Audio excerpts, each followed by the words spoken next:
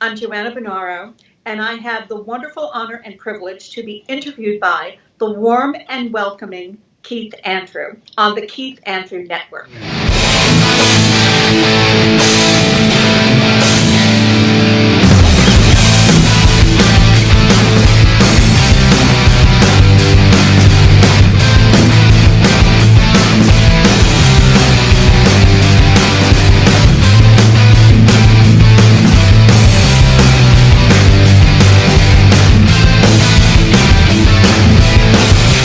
Ladies and gentlemen, you're watching the Keith Andrew Network. This is episode 604. I'm here with the beautiful and talented Joanna Bonaro, and I just want to say thank you for being a guest on my talk show. Thank you for inviting me. Yeah, the honor is all mine. And that is right, we are on the road of Season 7, 604. We're on the road to 700, so make sure to like and subscribe. Don't worry, all that information will be on the bottom of the screen and the description. You know, blah, blah, blah, blah. Everyone who does the show does the whole spiel. So I'm trying to be different. But one of the things I was looking up about you, I found interesting. That you were born in the Bronx. Yes.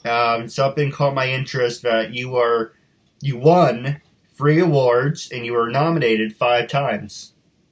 Yes, we actually were in festivals all over the world, in Italy and in Las Vegas, in New York, in LA, in I'm blanking out. I have that effect on people. Don't worry about it. Oh, all right. So, but yeah, we won awards for Best Pilot. The biggie, which I'm really, really proud of, is we won a bronze REMI award at the 51st Houston International Film Festival. And that film festival is one of the oldest and biggest film festivals and most prestigious, really, in America.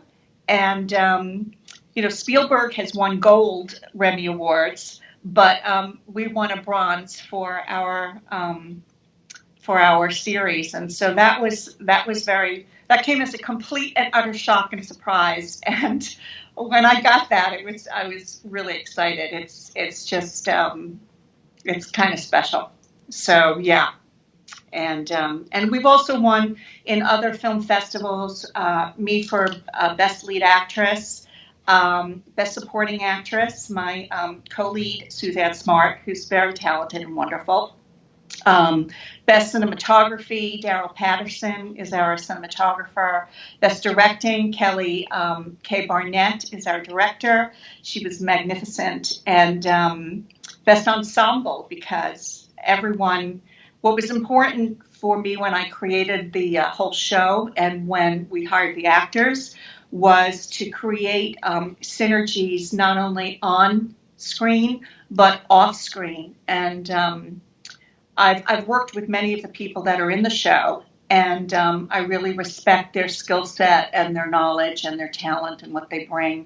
And we're all pretty much kind of like a family, offset too. So I think that's an energy that translates on screen that perhaps the audience doesn't realize. They just watch it and they go, "Oh, this is great," but it does. It brings a layer of technique and acting on camera that you can't duplicate. And so that was all very special to me that we won all those awards, because all of these people as the ensemble were just key players and just magnificent human beings and actors and talented. And I'm really grateful for it. No, absolutely. Now, the first question I was going to ask you is, like I said, all episodes are different, but I really want to talk to you about your awards. As you mentioned, you got 3 of them. The first one was the bronze. What were the other 2? The other was at the Action on Film Festival in Las Vegas, and that was as best actress in a TV pilot or web series. And then at the American Filmatic Arts Awards, we won for screenwriting, directing, cinematography, supporting actress, and ensemble. And then we also won at the Accolade Film Festival, which is a pretty prestigious online through IMDb, where there are a lot of Emmy Award-winning writers and producers who have won that award, and we won that award for in the TV pilot web series category. Yeah, that's really cool. And then the next question I was going to ask you is, well, actually, I know we talked about this before, but I want to go back to it. Is what were the 5 nominees that you were nominated for? Was it like, comedy, acting, drama? Because you were nominated 5 times. We were oh my gosh, I don't remember them all. You can always make it up. That's what I do. Well, we were nominated for,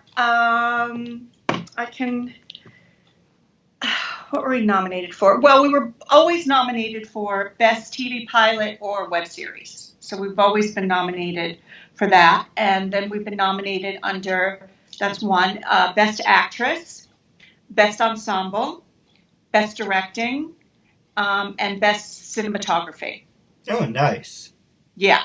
So that's why I'm saying everyone that's been involved in it, everyone just brought their major skill set and talent on set, and so you're happy that your friends and colleagues are nominated too. You're like, that's just an extra benefit. You're like, wow, that's great. So I'm happy for all the nominations. I hear you. Now the next one that caught my interest was you were on the hit show The Sopranos, and you were also on Law and Order, and you were also on it Good and Screwed. I never heard of that, but it sounds really funny. And it's by any stretch of the imagination, it's not like a porno or something. So no, not at all, not at all. And you were also on Boardwalk Empire. Boardwalk Empire, yeah. So the first question I was going to ask you is, I just got to go down the list. The first one is Good and Screwed. What was that show about? And what was your very first acting role on the show? Well, with Good and Screwed, it started as a web series, but it's turned into a TV pilot series that I wrote and produced and starred in. So I play Nina, a very naive, neurotic, about to be divorced woman who is really a good girl her whole life, and now her whole life is tumultuously turned upside down, and she needs to figure out how to rediscover life and love and making it in the fast lanes of New York City with the help of her twin sister, and played by Suzanne Smart, and opposite her soon-to-be ex-husband Vincent Pastore, who's a magnificent actor, and the help of her sister-in-law Maureen Van Zandt, who plays my sister-in-law, who's on my side, not her brother's side. So it leads to interesting dynamics between all the people. Yeah, it sounds that was good. That, yeah. And how many seasons has there been? Well, the thing is, it's being pitched now, so it's not on. We can't show it anywhere except at festivals where we won the awards, because it's being pitched, and hopefully it will be picked up by a Netflix or a Hulu or an Amazon Prime or Facebook Watch, or those would be some of those. That's my wish list. Hey, if it's a possibility, maybe you can help me pitch my idea. You help me, I help you. Yes, absolutely. Yeah. So the next one I was going to ask you is Law and Order. Are you on the original? Were you on SVU? Were you? I was on SVU twice as a guest star, and each time I played two different characters, but they were blue collar. They're opinionated. They're the first one was I played a very nosy neighbor, and she's worried about voodoo next door, and that was with Mariska Hargitay and Ice-T, and Christopher Maloney. And then the fast forward a few years later, I was an Italian mom it's funny, I grew up in the Bronx, and then what we did was we filmed in City Island, that one. And I was like, can't get away from the Bronx. This is like 2 miles away from where I grew up. And I played a very protective mother who believed in her son's innocence and her husband's memory. Don't want to give away the plot. So, and that was again with Mariska. And lovely, talented, warm, welcoming woman. And they were. I had really great roles on those 2 episodes that I was in. And have you ever? Apparently, you worked with him because he directed them. But have you ever talked to or met Dick Wolf? No, I have never met Dick Wolf. Nope, I haven't had the honor to as yet, but one never knows. So that's true. And you mentioned Ice-T. He seems like a pretty cool guy, and I like Ice-T too, especially during the summer. Oh yeah, he's just a nice guy. He's very funny. I mean, he tells some great stories, but I don't even remember some of them. I just know that when we were on location up, I think we were in New Rochelle, the fans were just coming out and screaming, Ice-T, Ice-T. So that was interesting to experience. And he's just a really nice man. They're all really just very nice people. It would have been funny if his response would have been, when they're screaming Ice-T, Ice-T, it's like, hey, if you want Ice-T, then go to the damn supermarket. Yep, well, it was hot that day, so I think it's true. They probably had it. I try to have fun with everyone. So the next one I was going to ask you is everyone's favorite series, well, except for the ending, how that ended. You're on The Sopranos. Yes. I got my SAG card for being on The Sopranos, so that was an extra double bonus. And I was directed by Steve Buscemi, who is, just this amazing guy. We bonded over talking about lasagna during Christmas and meatballs, and that was an interesting day only because I had to be crying hysterically. So it was hard to fraternize off camera when I was really concentrating, because once the camera rolled, I had to be just crying hysterically. Most people don't even recognize me because I was a mess on camera with that role. But that was that got me my SAG card, and I'm grateful to the casting there and Steve Buscemi and everyone for that day of filming. I get to be part of the legacy, even though it was one day. It's better than nothing, right? Yeah. It's funny because the assistant principal of my school that I went to, his cousin was on The Sopranos. Oh, really? Okay. If I remember his name correctly, I think it was like Gandolfini. Oh, hello. I wonder who he is. He was not on set that day. I wasn't in a scene with him. So I met him. It was during a heat wave in July, and I remember the cables seemed to have melted. So I had to come back to shoot the scene another day, and I met him just to say hello during lunch break. And he was very gracious, and as he was to everyone. And That's all I know about James Gandolfini. But everyone who I do know now who's worked with him just says he's, besides being a magnificent talent, he was just he was really a warm, generous human being, and that's a nice legacy too. No, absolutely, and that's how I want to live. One day I'm gonna die. I want people to remember me. My brother always makes fun of me because I say it's the thought that always counts. Mm-hmm. And if I have to die, I just want to make a tiny impression on somebody's life. Doesn't have to be big, doesn't have to be huge, doesn't have to be dramatic. But if I can make one difference in somebody's life, then that's all that matters to me. Well, I think that there's a lot of wisdom behind that, and I think we all should aspire to that, quite honestly, because we can make a lot of differences in people's lives every single day, just being kind to one another.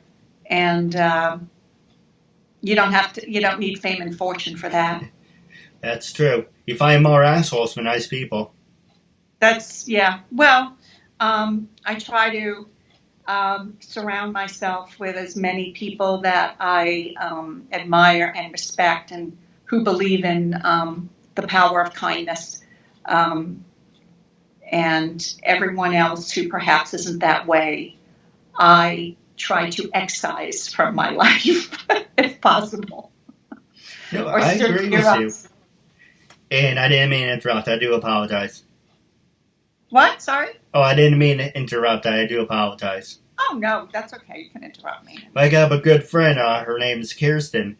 And I do admire her because she always has this upbeat spirit about her. She has a lot of energy. And I think she can go places. She's really one of those people that when you're around her, she just has like this ball of energy around her. And people who have met me said to me, for an example, I won't mention where I work, but I'm a cashier. And people are always saying, when we meet you, you're always smiling. And I'm like, it's being funny. It's like, yeah, because I'm thinking of sarcastic things in my mind. But the difference is between me and other people is I want to make an impression on that person, no matter what. Even if the person's an asshole, I want to make a good impression. What was it? You have the first 10 seconds to make a good impression? Yeah. So I try, I dress up, I act professional, I have fun with people, and a lot of people can either accept me for who I am, and I even said this, hey, you're going to accept me for who I am, a kid with a disability who reads and learns at a 5th grade level, who was classified as being retarded, who can't do a lot of things, who's got to be a burden. But I'm turning myself into an example, saying if I can do it, you can do it too. And if people want to support me, they're more than welcome to. If they don't, hey, there's the door. I don't care who you are. Friend, family, whatever. There's the door. Go make friends with it. And I never want to see that person ever again. So, like you said, I try to surround myself with positive energy. Yeah, you have to, because like you only live once. And when you're on your deathbed, you want to smile. You want to remember all of the people that you loved and who loved you. You want to remember the good things in life. And it starts with us, and how we think and how we behave in the world. And it doesn't mean it's perfect. And it doesn't mean there aren't going to be bad experiences, because there are. But all you can do is try your best and walk the talk, And I think that's important, to walk the talk. No, absolutely. Now we're going to take a quick commercial break. When we come back, I'm going to ask you about living in the Bronx and about social media. Can it make you or break you? And then with that, I'm going to pass the show over to you. Okay, all right. To Taylor Kilgore. Hello, I'm actress producer Sandra Justice. Hello, I'm Sakina. Hey, I'm Allison Steele. I'm Ann Wells. Hey, I'm Carolyn Minton. Hi, it's Mimi Chin. This is Rebecca L. Mahan. Hi guys, this is Danielle Claire. Hi, I'm Devin Nelson. Hi, I'm Stephanie Herrera. Hi everyone, I'm Giovanna and Hi, I'm Giovanni Espiritu. Hi, I'm Jennifer Elizabeth Masters. Hi everybody, my name is Jewel Colwell-Bolt. Hi, I'm Julia Brothers. Hi, I'm Laura Saltman. Hi, I'm Annika Skiva. Hi, I'm Bailey Heath. I'm Enchanter Shane. My name's Amanda Corey. Hi, I'm Megan Gillette. And I'm Berkeley Pickle. I'm Briley Williamson and I'm Gabby Possible. Kathy Geisler. Hi, I'm Brigitte Kingsley. And this is Dr. Christina. Hi, my name is Jacqueline T.D. Huynh with Integrative Mind. This is Jillian Michelle Johnston. Hi, I'm Kelsey Kinsley. I'm Carrie Zane. Hi, my name is Kimberly Michelle Doherty. Hey, I'm Laura Menino. Hi, I'm Deborah Jensen. I'm Linda Collins. Hi, I'm Marissa Joy Davis. This is Michelle Wong. I'm Nancy Rose. My name is Brandy Hunt. Hello, my name is Raven Nguyen. Hi there, my name is Giovanna Vidal. Hi, I'm Monica Thomas. Hi, I'm Paisley Blackburn. I'm Ashley Burgess. Hi, my name is Jeanette Abney. Hi, I'm Sharon Spank. Hey, this is Samantha Moore. Hi, I'm Melody Jones. Hi, my name is Becky Yee. Hi, you're watching the Keith Andrew Network. Ladies and gentlemen, I am your host, Keith Andrew. Along here is the talented and beautiful Joanna Bonaro, and I just want to say thank you for being a guest on my talk show. You're welcome. Honored to be here. No, absolutely. The honor's all mine. Before we pass the show over to you, I do have 2 questions for you. But sure. I do want to take a little commercial plug. And for people who want to buy the official Keith Andrew Network coffee mug. Yes, it is 2019, and I am going with a football theme. So you, too, can get your own travel mug. You can do whatever you want with it. I say coffee mug, but the truth of the matter is you can do whatever you want with it. It's 11 ounces. Yes, it's small, but it's made really good, so you can have it during the summer, winter, whatever. And it's very compact. Or you can get your own mug. I would say coffee mug, but not a lot of people drink coffee. So you can get yours today. Let me know if anyone wants that. We can always talk off the air. But the first thing I want to ask you was, you were born and raised in the Bronx, were you not?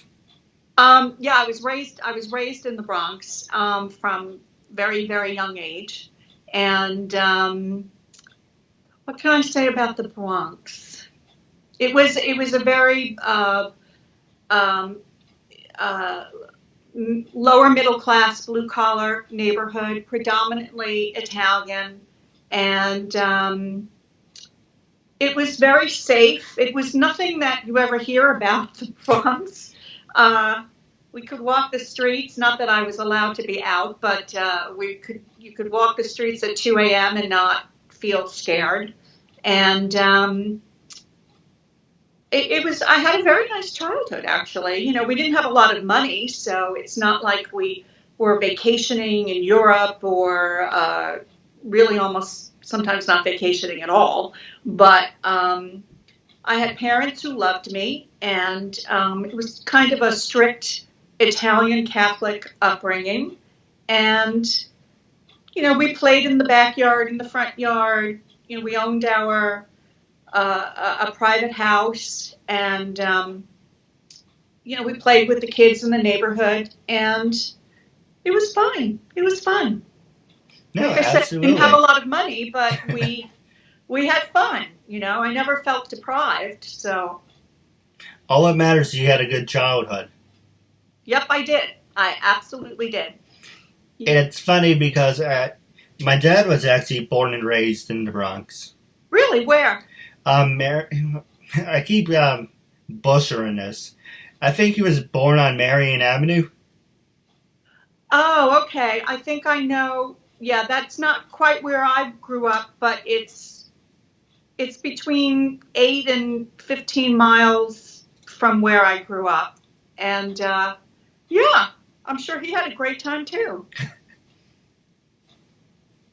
Oh, he told me about it. I just don't remember what he used to say about it. But in my next interviews, I would definitely bring up those stories. I just know he was born in Marion Avenue, and I think it was near like Strong Street. I mean, I don't know all the streets. You're not missing anything. Yeah, but it was actually, there were a lot of, private homes, not a lot of land in between, Right. but everyone, had their own house and very well maintained and taken care of. And you had your little shopping areas where you went, and I went to public school. We couldn't really afford Catholic school, so we went to public school. Oh, what school do you go to? I went to PS 105, and then I went to Junior High School 127, and then I went to Christopher Columbus High School, which is unfortunately now closed. Yeah, and I was in the special progress classes, so I skipped 8th grade. And getting good grades and studying was always very important, so I was kind of a nerd. I studied a lot. And I remember I would go to the library during summer vacation, and I would take anywhere from 10 to 20 books out a week. And I would voraciously read whatever I could get my hands on. So that's where my love of literature came from a very young age. That's what I would do a lot of times during the summer. I would read a lot. I also had a lot of allergies, so I used to have to stay home a lot, and every summer I painted the garage. So everyone else was out playing, but I was sniffling and sneezing and this and that. So we had a 2-car garage with green shutters and white board, and I painted the garage white with green shutters. So I'm an excellent painter. I love to paint. It was actually quite soothing. That's how I would spend my summers. Yeah, it's good therapy. Yes, it was very good therapy. It's kind of funny, and then we got to go to the next subject. It's funny you should mention a PS at those schools. My dad actually was a former assistant principal. And are you in the north side or south side? We were in the northwest Bronx. My dad used to work in the south. I think southwest. I think it was south side. It's Henry Hudson IS 125. Okay, I mean, I've heard of it. I've never been there, so yeah. No, he had a lot of famous people in his class. He met a lot of famous people. He had Wesley Snipes in his class. He worked with Tony Bennett's wife. He actually met Tony Bennett through his wife. Okay. He met Al Pacino. He was on the parade as Mayor Giuliani and the astronaut. He knows a lot more famous people from the Bronx than I do. We keep telling him he should write a book, but I don't know, to reach his own. He should. I would love to read your book too. Yeah. You should write a book. If Good and Screwed gets picked up, I promise you I will write a book. Now, the next question I was going to ask you, passing the show over to you, is social media. Can social media make you or break you with everything that you accomplish in your life? Are you satisfied? And do you think that your Facebook followers, your Twitter followers, your Instagram followers, or whatever followers they may be, do you think that influenced you to get in an acting role, and did it help? I think being in the entertainment industry and in the public eye, it's important to have a social media presence. Yes. And I think one has to be careful about the images and the information you put out there, because I don't think anybody realizes either the influence they can have or how it can affect someone who's on the receiving end of social media. So I think one has to be responsible about what one posts. It's also just important to put yourself out there because, you want people to know about you and your shows and what you're working on, etc. I think if you're on Facebook, most of the people I know are either friends or friends of friends, and I think it can be helpful. I don't know if it really helps one get a job. I think studying your craft and going out there and supporting your fellow actors and directors, and I think meeting people and just being professional when you do get a job, and and doing good work, and showing that you're someone people want to work with. I think that helps you more with getting a job. So I think Facebook and Twitter and Instagram, I think they can just be fun, but you have to take it with a grain of salt too, because they're insular worlds. The people who are on Instagram or Twitter or Facebook, those are the people who you're really interacting with. That's not the whole world. Right. And it's a big world out there. So I don't know if I answered your question, but that's what I think. No, you did. And are you satisfied with everything you accomplished, or do you want to reach for more? Oh, there's definitely more I want to do. There's always more, I think, if you speak to any actor or singer or director or photographer, or there's always more you want to do. You just always want to find the next project that is fulfilling and allows you to make creative choices or explore topics or subjects that interest you and hopefully interest others. So I'm hoping to work more for many years to come in projects that I can be proud of and roles that I find compelling and with people that become friends. Like me, for an example. Yes, absolutely. Absolutely. So I'm going to ask you, so how did you develop how did you come up with the idea to create your own show? Did you talk to other people? Did someone maybe put a little bug in your ear, or you just admired someone that you saw? Well, like I said, was to ask a couple minutes or pass the show over to you. This is your time after all. Yeah. Like I said, I was diagnosed with ADD, ADHD. I read and learn at a 5th grade level. I have poor people skills. I'm on the spectrum of being retarded. All these different labels were being thrown at me. I have OCD. Autistic, whatever the hell that word is. So all these things were people thrown at me. My brother before me used to sit down with the family when we had dinner. So I don't know what to do with my life. I don't know what to do about this, do about that. And they're like, oh, go talk to your brother. He knows people.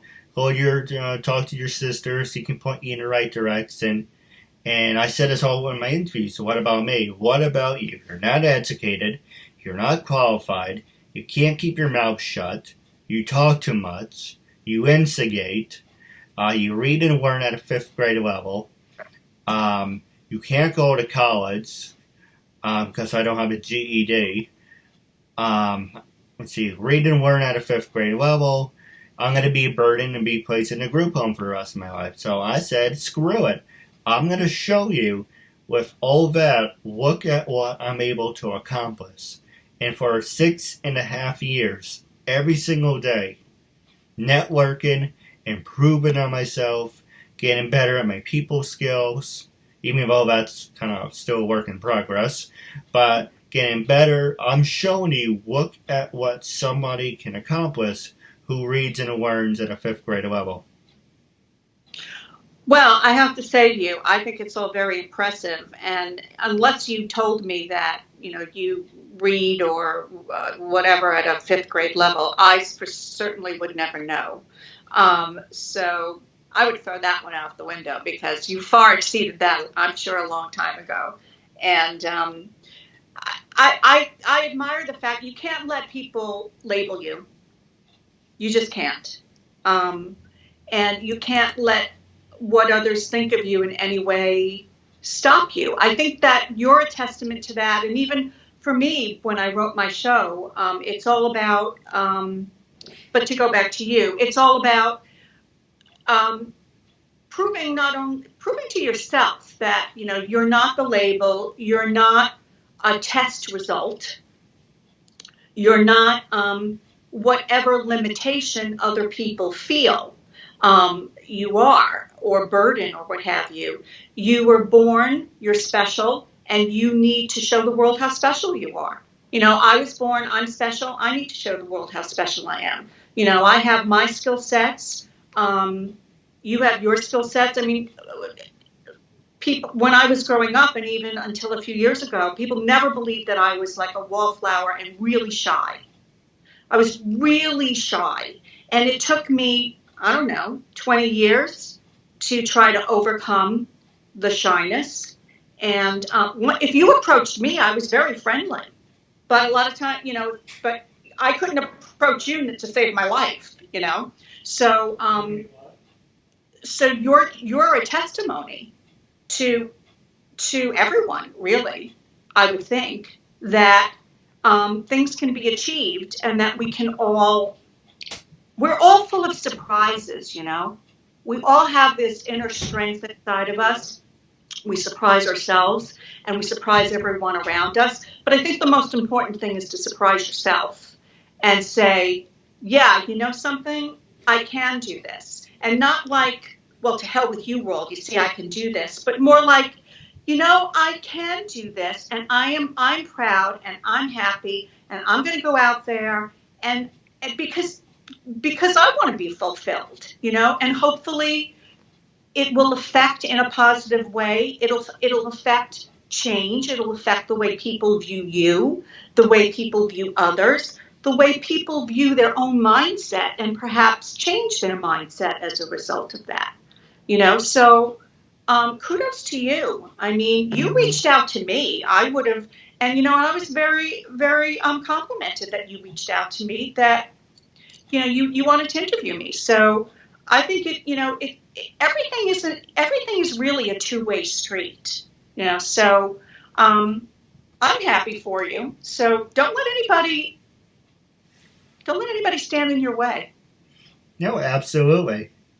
Yeah, I mean, and it doesn't mean it's going to be easy. It doesn't mean doors are going to open for you or what have you. But people recognize and respect when people honestly are trying and have a work ethic and are just trying to move forward.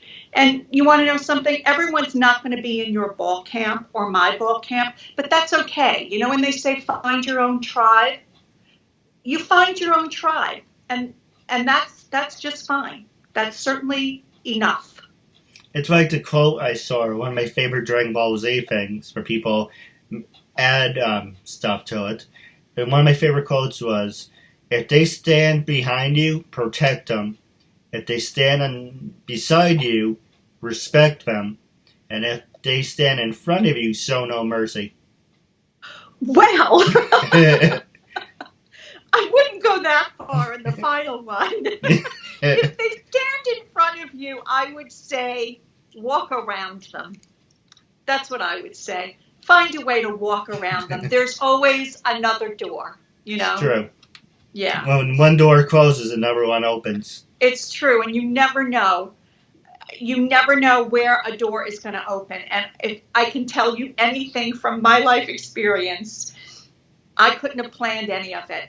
So, and the open doors came from the most unexpected places, and not the ones that I thought would open, really, but they were even better.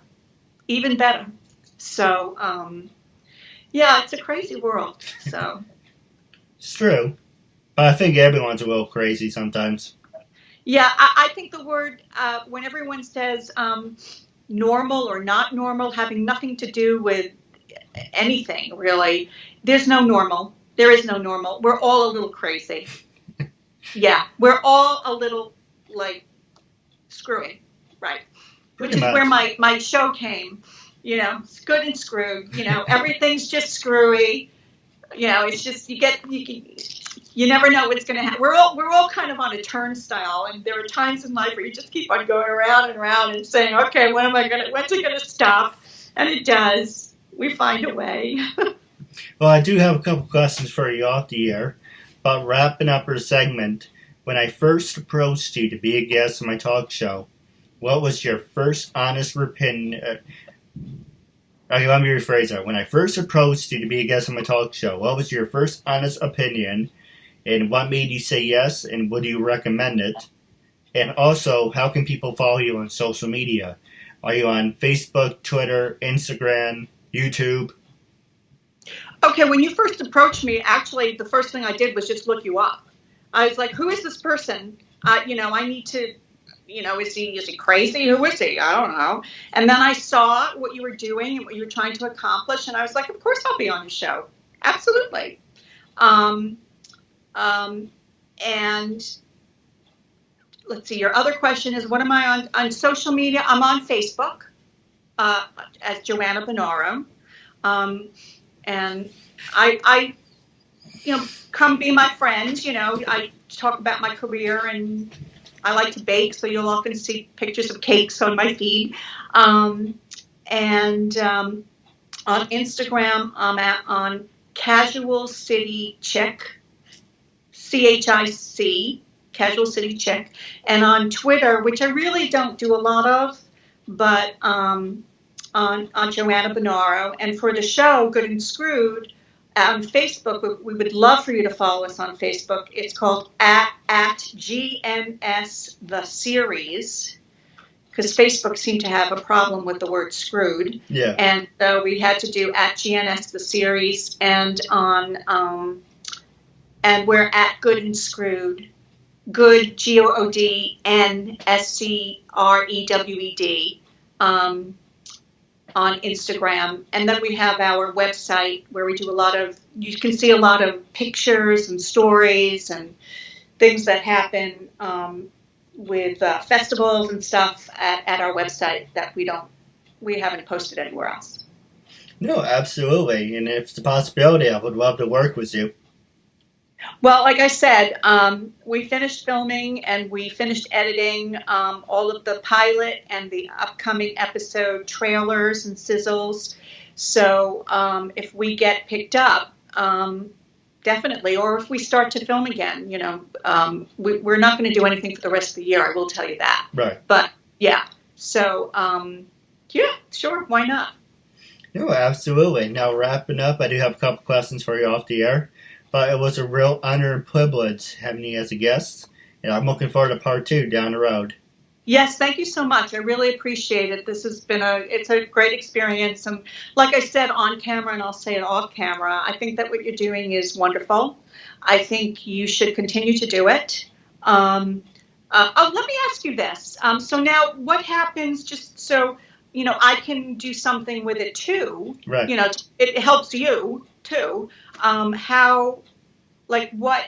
What happens next? Basically? All right, so I'm going to edit it, and then I'm going to upload it to YouTube. It's going to be on my YouTube channel, and it's going to be on my Facebook fan page as well.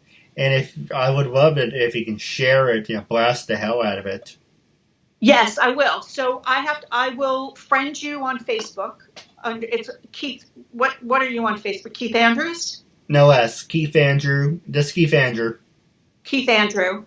Okay, I'll do that. And then once you post it, then I'll share it on my site. I will, and I will tag you into it. Cool.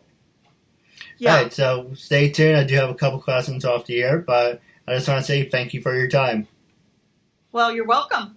Thank you. I'm glad we figured it out, because I have to tell you, Keith, I am so computer illiterate. I am so bad at anything with the computer or with Skype or the phone or the iPad or anything that I was like, he's going to get mad at me because he's gonna think I'm like, what's wrong with this woman? She's crazy. And it was because I can't figure it out.